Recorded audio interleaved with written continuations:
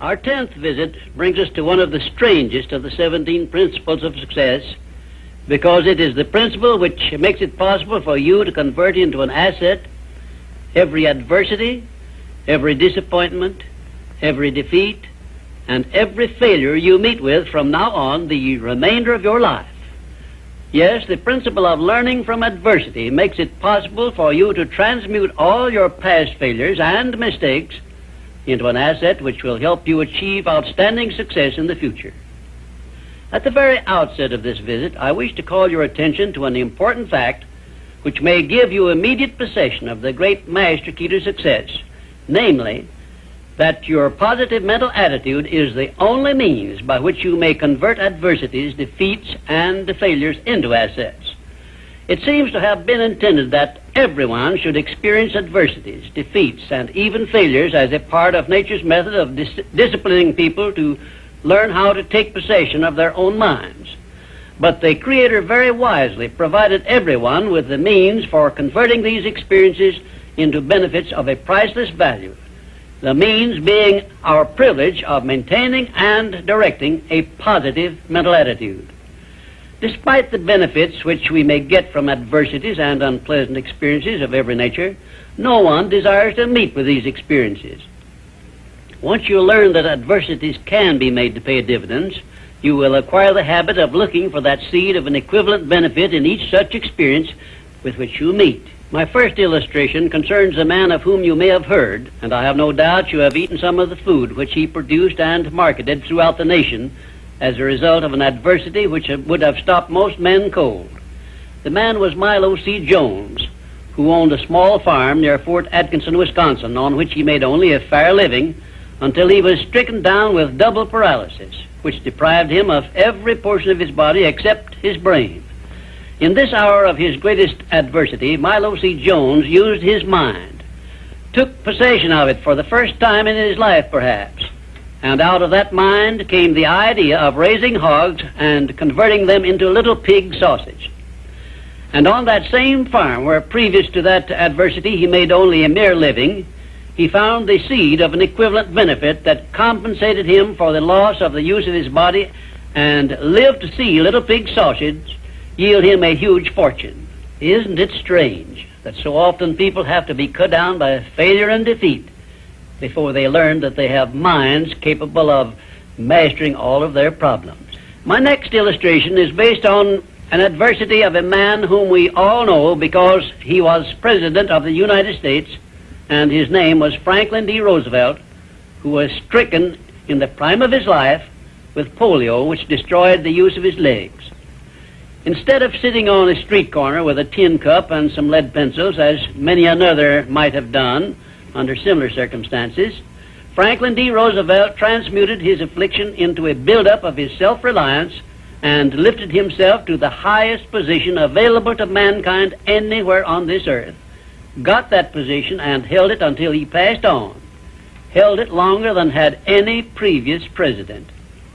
Verily, I tell you with all the enthusiasm at my command, that you may find in your adversities the necessary challenge to inspire you on to success, such as you never would have known without these experiences.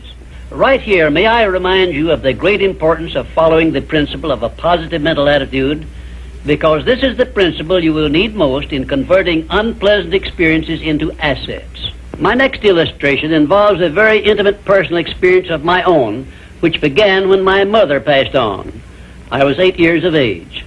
I know that the loss of one's mother at any age usually is regarded as an irreparable loss which offers no possible benefits. But even in the loss of loved ones, we may find that there is a seed of an equivalent benefit. I found that seed in one of the most wonderful persons I have ever known, when my father brought home my new mother. It was she who inspired me to prepare myself for the opportunity I was to receive later in life, when I met Andrew Carnegie and received from him the commission to organize the world's first practical philosophy of personal success. Had it not been for the loss of my mother, I would not now be having this visit with you, and my books would not now be serving to help millions of people throughout the world to find their places in life. Nothing is ever so bad or so unpleasant that it may not yield some benefit if we keep a positive mental attitude toward the experience and make it a habit to look for that seed of an equivalent benefit. This, of course, involves the application of that important success principle, personal initiative. Now I come to an illustration which involves our great American way of life and all the personal freedom and opportunities we enjoy under our way of life. And it begins with our defeat of the British in 1778. Probably every Britisher believed that the loss of the American colonies was an irreparable loss which offered no possible benefits. Yet you and I know that if we had not defeated the British and made ourselves rich and powerful, the British Empire probably would have been wiped out in World Wars I or II.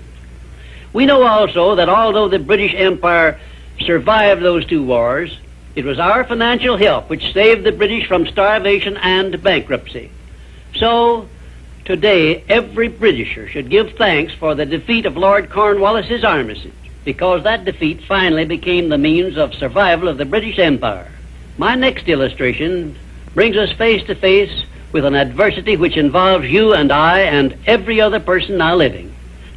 I have reference to the trend in this and all other countries to rob individuals of their rights of personal freedom, a trend which is in direct violation of the obvious purpose of the Creator to give every individual the privilege of freedom of thought and action.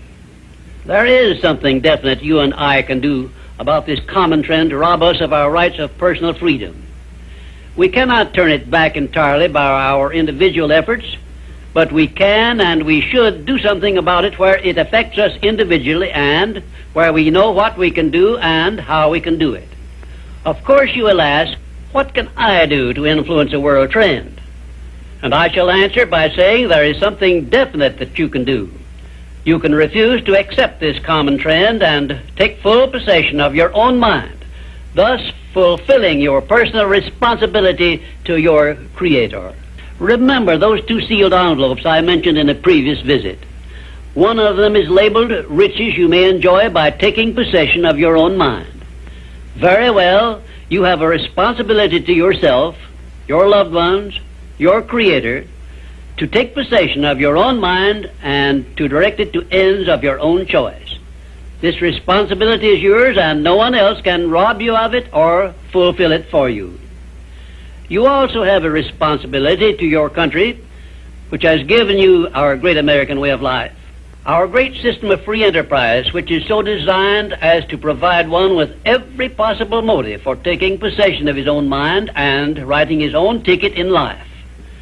It is definitely a part of the overall plan of the universe to give man the benefit only of those blessings he recognizes, embraces, and uses constructively.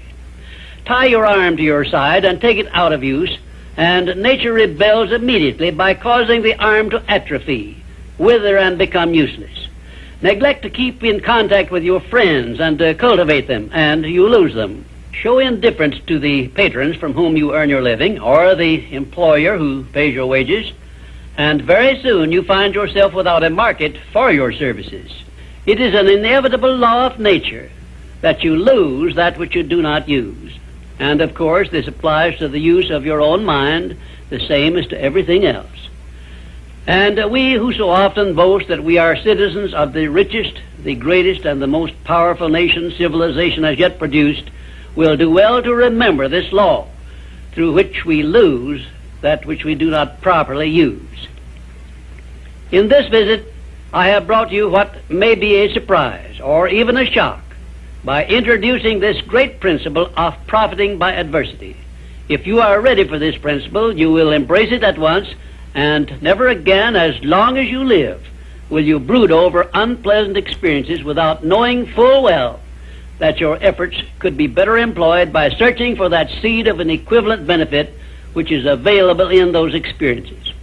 Now, before I conclude this visit, I shall give you this assignment which, if you carry it out sincerely, may well bring you a new birth of opportunity such as you never dreamed of experiencing.